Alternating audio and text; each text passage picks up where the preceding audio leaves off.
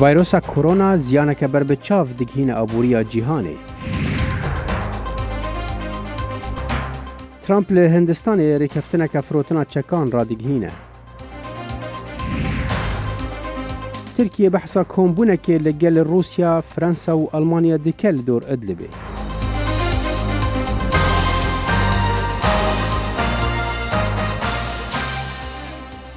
Ji bernameya Kurd Connectiona dengê Amerîka li Washingtona paytext silav û rêz. Li Amerîşewa îdemetan xweş. گەشتەسەندنی بڵاوبوونەوەی ڤیرۆسی کۆرۆنا بازاری ئاڵۆگۆڕی ڕاچەڵەکاندووە هێماکان ئاماژە بەرەدەستدانێکی زۆر دەکەن لە هەر کشوەرێکدا و کاربەدەستان لە چین و ئەو وڵاتانەی تر کە بە زۆری زیانیان پێکەوتووە پیادەی داخستنیان لە بەرگرتوون کە بەرهەمهێنانی ئیفلیج کردووە. ئاستەنگیش لە بەرامبەر زنجیرە کەرەستەکان و گەشتە گوزارەکان و بەشە سەرەکیەکانی تر دروست کردووە. ئاردیتا دۆنیلاری پێداچوونەوەیەک بە مەترسیەکانی ئابووری جیهانی دەکات ئەگەر بێت و ڤیرۆسی کۆرۆنا ببیتە پەتایەکی گشتگیر وەکو شارەزایانی تەندروستی ترسیان هەیە. بازاری ئاڵۆگۆڕ و یاخود بازاری بۆرسا لە ئەمریکاوە بگرێت تاکو ئاسیا و ئەوروپا زیانێکی زۆری پێکەوتووە لە دەمێکدا کاربەدەستانی تەندروستی پشتڕاستی هەوکردنی بچووکی ڤیرۆسی کۆرۆنا دەکەن لە ڕۆژهەڵاتی ناوەڕاستەوە بگرە تا ئەوروپا. دسمۆن لاچمان لە ئینستیتوتی ئەمریکان ئینتەرپرایز دەڵێت بازار ئێستاکە بەوە گەیشتووە ئەم پەتایە هێشتا نەگەیشتووەتە لوتکە وا دیارە ئێستاکە بڵاو دەبێتەوە وا پێدەچێ ئەستەنگێکی زۆر لە بەرامبەر زنجیرەکانی دابینکردنی کەرەستەی جیهانی بازاری گەشت و گوزار و زۆر شتی تریش دروست بکات. ڤیرۆسی کۆرۆنا ترسکی بەرفراوانی دروست کردووە و تا دێت کاردانەوەیکی تونتر لەلایەن دەسەڵاتدارانەوە لە چەندین وڵاتاندا. بە ڕێگەنەدان بەکارکردن و کاریگەری ئیفلیجانە لەسەر ئابووری بە تایبەتی لە چین دووەمین گەورەترین ئابووری لە جیهان. دسمۆن لاچمان لە ئینستیتوتی ئەمریکان ئینتەرپرایز دەڵێت تۆ دەزانی ئەوەی ئێمە لە چین هەمانە بارودۆخێکە کە 150 ملیۆن کەس بۆیان نییە کار بکەن. جا ئەم کەسانە کە گەڕانە وڵاتانیان بۆ پشووەرگرتن بۆ پشووی سەری ساڵ ئێستاکەی تر ناتوانن بگەڕێنەوە سەرکار. هەر بەو شوەی کۆمپانیەکان هەست بە کاریگەریەکە دەکەن بە کاربەرانیش بە هەمان شێوە. مارک هامرێک لە بانکڕێت.com دەڵێت لە بڵاوبوونەوەی ئەم ڤایرۆسە و ئێمە خەریکە کاریگەری ڕاستەقینەی ئابووری دەبینین. تازە ئێمە بینیمان بۆ نمونە وەکو کۆمپانیای ئاپڵ دەڵێت کاریگەریەکی دیاریکراوی دەبێت لەسەر توانای بەرهەمهێنانی ئایفۆن لە ماوەیەکی کەمدا. هەندی لەو بڕوایەدان کاریگەریە ئابووریەکە تون دەبێت بەڵام بۆ ماوەیەکی کەم. لێکۆڵەر مارک هامرێک ڤیرۆسی کۆرۆنا بە باوهۆزەوە گرێ دەدات کە هەر تێپەڕی چاکبوونەوە و چالاکی بەرەبەرە دەست پێ دەکات و دەگەڕێتەوە دۆخی ئاسایی. بۆ ئەو سەرمایە گوزاریانەی کە تەنها تشک دەخەنە سەر ماوەیەکی کورت ئەمانە کاریگەری زۆر ڕاستەقینەن بۆ ئەو سەرمایە گوزارانەی تشک دەخەنە سەر ماوەی درێژ و مامناوەندی ئەوان لەوە بەولاتر لێدەڕوان و دەڵێن ئێمە دەژین بۆ ئەوەی ڕۆژێکی تر تێبکۆشین و سەرمایە گوزاری بکەین. بەڵام تێژەر دیسمۆن لاچمان لەو بڕوایەدایە کاریگەریەکە لەسەر چین درێژخایەنتر دەبێت. جا کۆمپانیەکان دەڕوانە ئەوەی کەرەستەکانیان جۆراوجۆر بێت بۆ ئەوەی لە ئایندەدا کەمتر پشت بە چین ببەستن. وەکو دەزانی کۆمپانیەکان وانە لەم تاقیکردنەوە فێر دەبن. پێشبینی من ئەمە دەبێتە بارێکی گران لەسەر ئابووری چین لە درێژخایەن و ئەمە بۆ سەرمایە گوزارانی بێگانە سەرنجڕاکێش نییە. ڤیرۆسی کۆرۆنا دواترین ڤیرۆسی ئاستەنگ دروستکەری ئابووری نابێت کە لەبەری سنوور و کشوەرەکانەوە بڵاوی بێتەوە.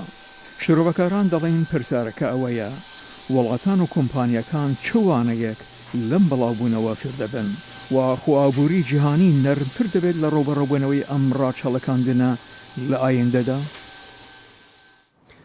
عێراقê hejmareke kesên ڤایرۆsa کۆرۆنا li parêzgeha Kerkûkê ragihandin û ji bo rêgirtina li vayrosê Herêma Kurdistana Iraqê xwendin li dibistan û peymangeh û zanîngehên Silêmanî û Kerkûk û Helebce rawestand.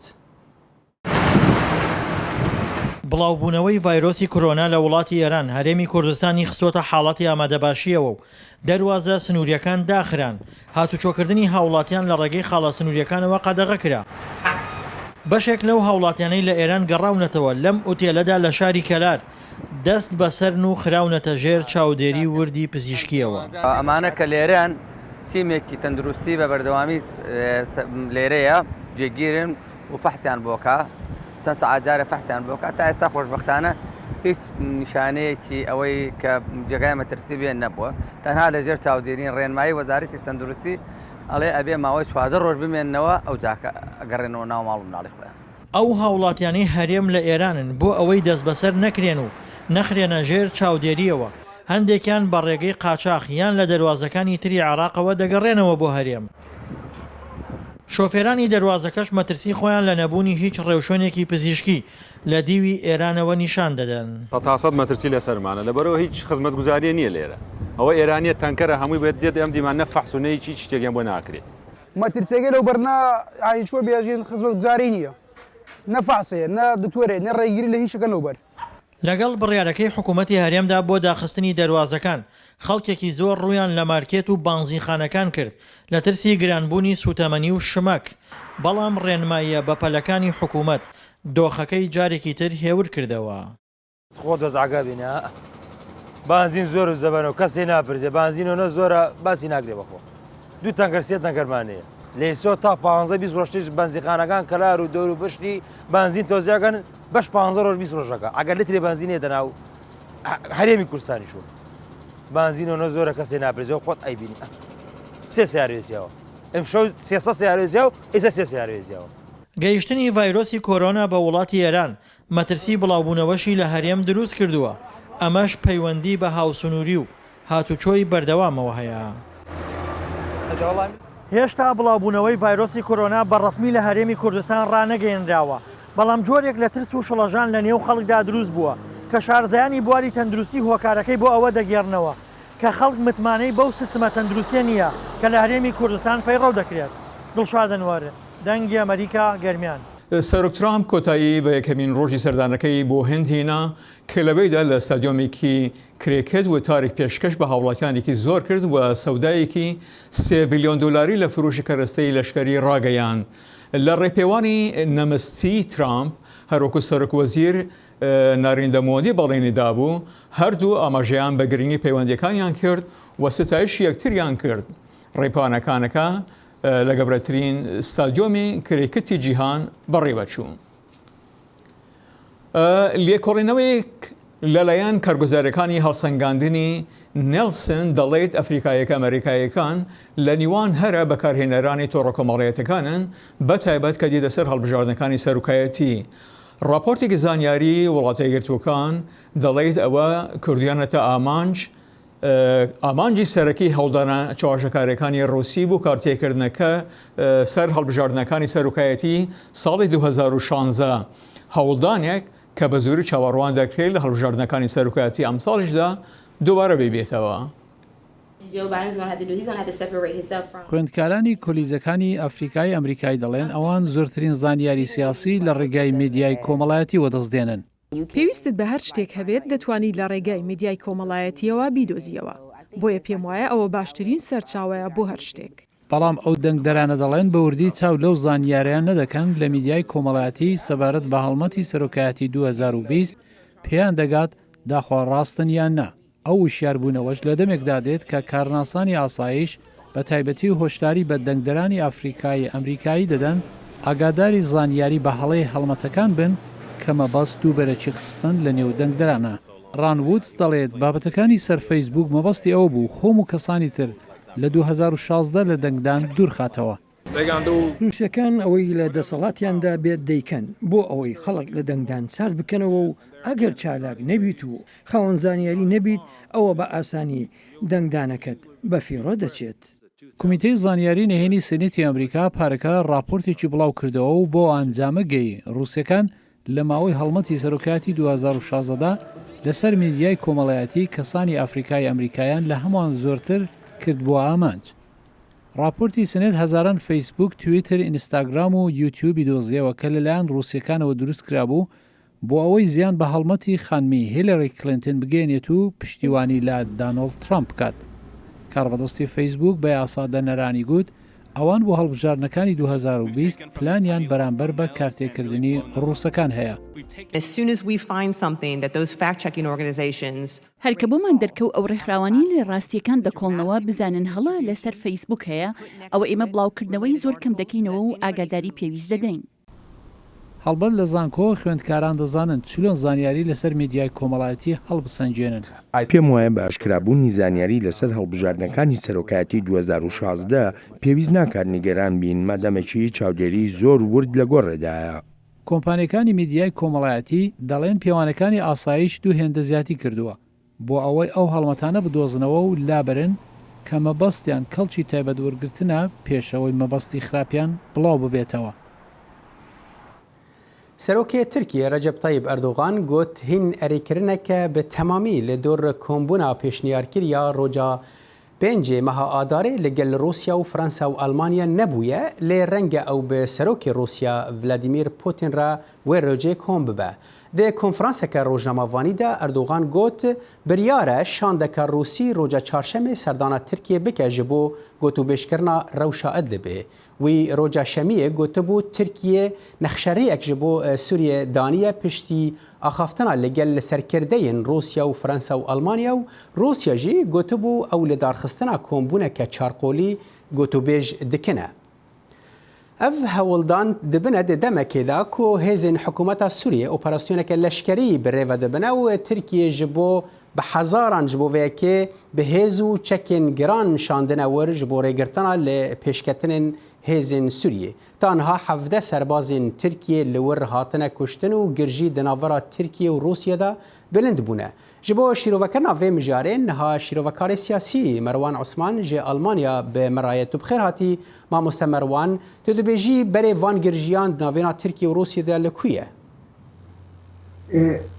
باوەریا بدە ینی ئەو تورکیا سیاستێکی ئەف چەند ساڵێ وێ سیاستێکی دمەشینێ مرۆتکارنا لێ بکە سیاسەتا کەنارێ سیاسەتا کەویە ینی کەویە نەوالان دمەشینێ بە ئەمریکار مەشان بە ئەوروپا لەسەر بابەتە پەنابەران مەشان لە سووریە مەشان بە کوردار مەشان درۆژە ئیرۆ بە رووسیا ژی دمەشینێ یعنی لە ئالیەکی تێکەلیێ ئەمریکار داتینە لە ئالیێ بە رووسیا داتینێ لە ئالیەکی ناکۆکی نابەراوی ئەمریکا چێ دبن ناکۆکی دبارەوەی رووسیا چێ دبن ناکۆکی نابەرەوەی یەکتیا ئەوروپی چێ دەبن ئەف سیاسەتە ئەردۆگان ئەف چەند ساڵێ وەک من گوت دمەشینێ داویاوی ناگێ ڕادەیە گۆ ناکۆکی فرەتر ببن یعنی حیا ڕۆژە ئیرۆ بەرپرسێن تورکیا و لەسەر وان ئەردۆگان بخوایە ددن خویانێکردن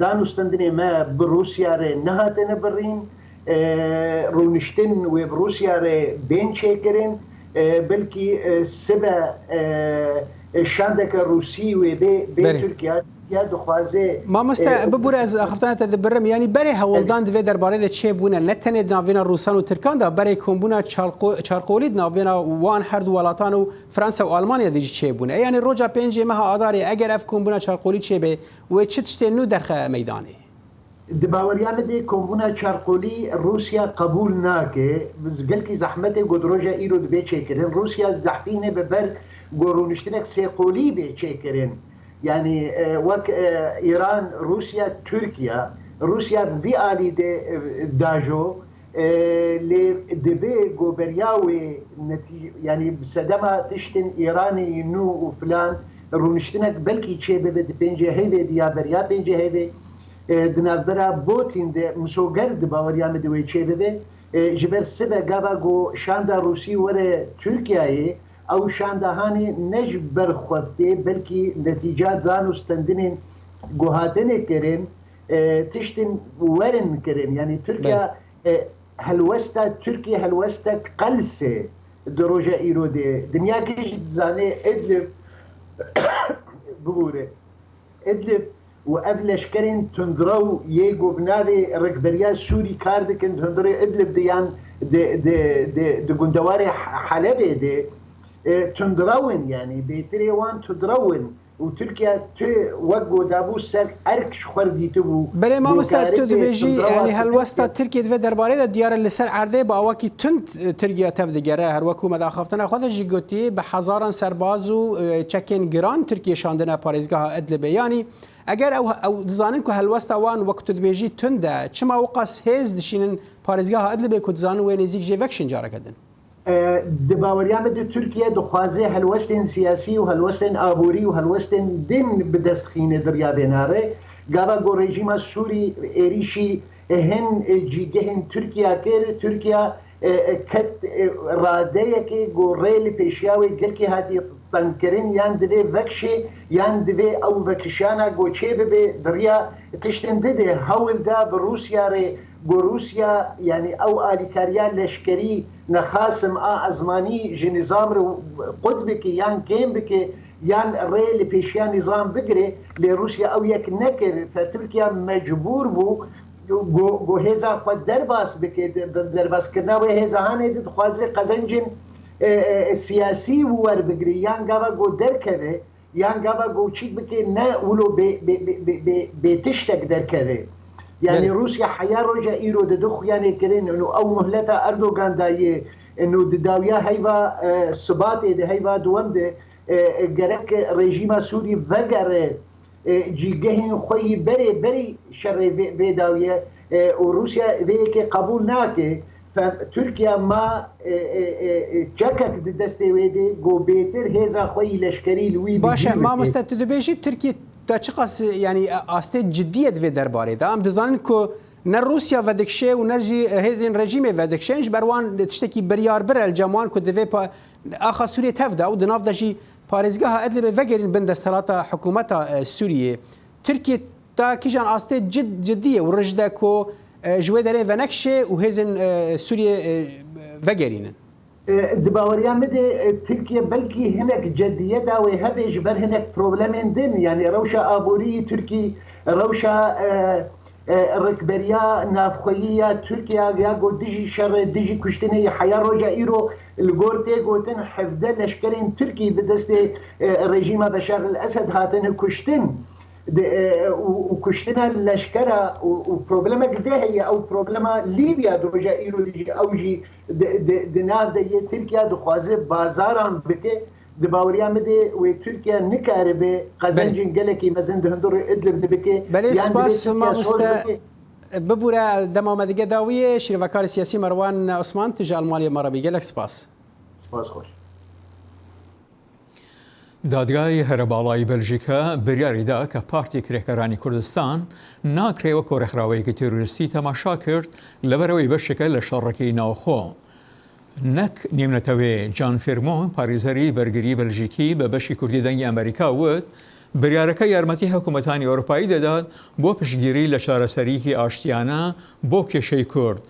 ڕامیارزانی ناوبانگی کورد زوێر ئایدار دەڵێت بریاری لیستی ترور هەڵوشێنراوەتەوە بەڵام بەلژیک دەڵێت ئەو بریارە بەواتای ئەوە نییە پەکەکە ئیتر وەکو ڕێکخراوەیەکی تروریستی تەماشا ناکرێت.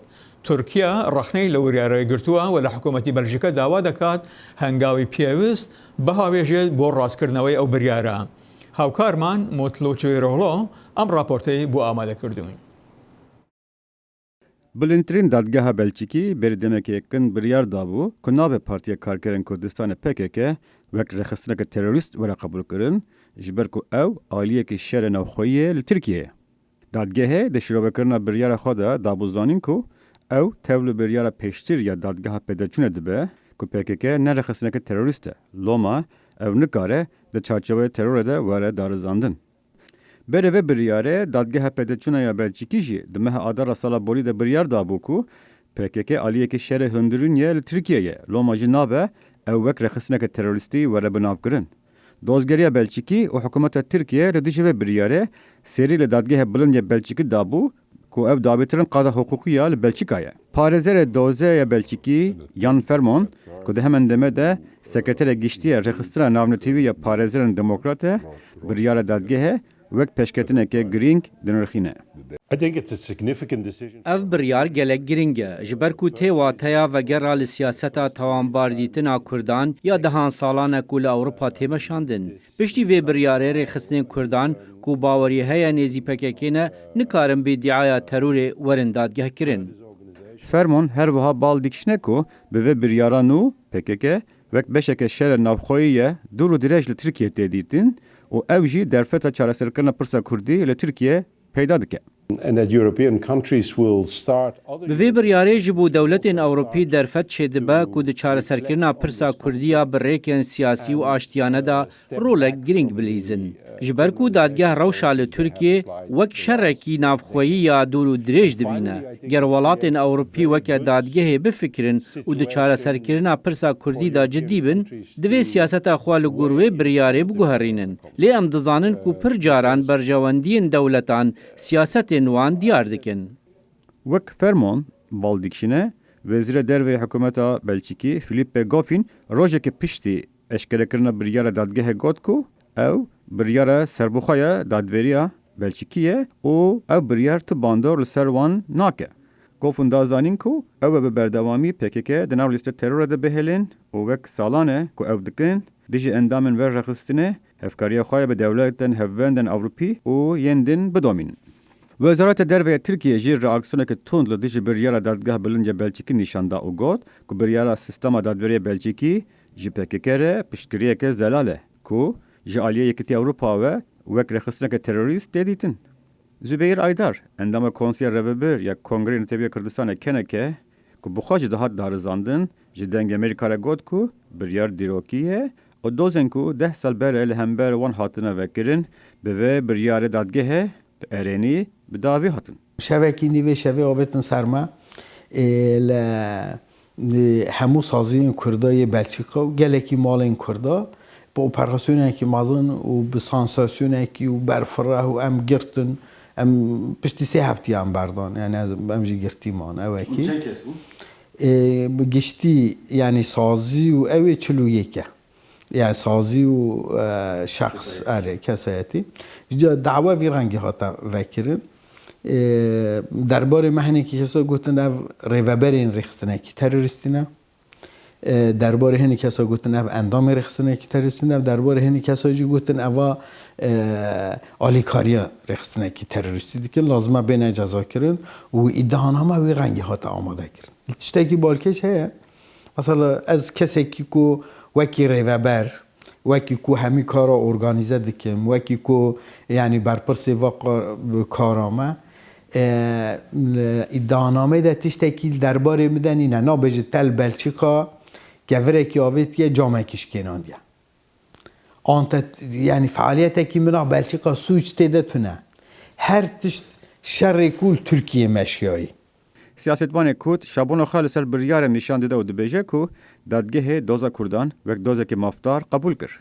Gorî vê biryarê hereketa kul pêşkeşiya PKK de li dijî dewleta Tirk tê meşandin hereketekî heqa Kurd heqê we heye xwe çekdar bikin hember dewleta Tirkiye xwe biparêzin mafê we heye kes nikare wap wek sûcdar bike. Di hefte û mehên pêş de we xuya bin ku bendebariyên Kurdan pêk werin yan ne. Li tiştê zelal ew e ku têkoşîna wan yê hiqûqî li paytaxtên Ewropî ve berdewam bike. Mutlu Çiviroğlu, Dengê Amerîka, Brüksel. Li parêzgeha Xosta Efxanistanê radyoyekê dest bi weşana programên xwe kir ji bo jinan bi armanca ku ew karibin xwebiriya radyo bigihînin jinan li herêmekê ku bendên civakiyên tund rê nadin pêşketina jinan.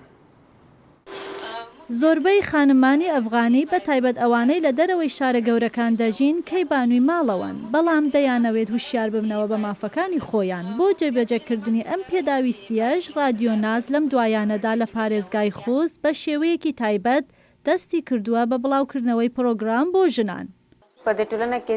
گەلێک بابەتی تایبەت بە ژنانەوە هەیە کە ڕۆژنامە نووس و پەیامنێرە پیاوەکان ناتوانن باسی لێوە بکەن. بۆیە باشتر وایە کە ژنان خۆیان ڕاستەوخۆ ئەو بابەتانە بخەنە بەرباس. سەرنووسەری ئێزگە دەڵێت کە هیوادارە رادیۆناز بە زووترین کار لەلایەن خودی ژنانەوە بەڕێوە بڕوات. ئەم ئێزگا رادیۆیە 25 کارمەندی هەیە، 70 لە سەدیان خانمانە و 30 لە سەدیش پیاون. تەنها هۆکاری ئەوەی لە ئێستادا ئەو پیاوانەشمان لایە ئەوەیەکە خانمان لە ڕووی تەکنیکیەوە ڕاهێنانیان پێ نەکراوە. ئەمە تەنها ئێسکەی رادیۆیە لە باشووری ڕۆژهەڵاتی ئەفغانستان کە بەرنامە بۆ خانمان بڵاو دەکاتەوە. نادیا باوەڕی خاوەن ئێزگەکە دەڵێت کە بەرنامەکان هەمووی لەبارەی پەروەردەکردنەوەیە. پرۆگرامەکان لەبارەی پەروەردە، تەندروستی، زانینی مافی تاکە کەسی یان لەبارەی تۆندوتیژی ناوخۆیی مەبەستی ئێمە هوشیارکردنەوەی ژنانە. باوەڕی و کارمەندەکانی دیگەی رادیۆناز هیوایان وایە کە دەستکەوت و هەوڵەکانیان ببێتە هۆی گۆڕان لە ڕاگەیاندنی ئەفغانستاندا. بله بینر هجال ورم دیگهن داویه کرد کنکشنا و هفته بهوینه که هون بهن پاراستنج نخوشیه یعنی ویروسا کرونا و های واج وهبه. تا برنامه آینده من هر شاد و سرفراز بن. ببینه خوش.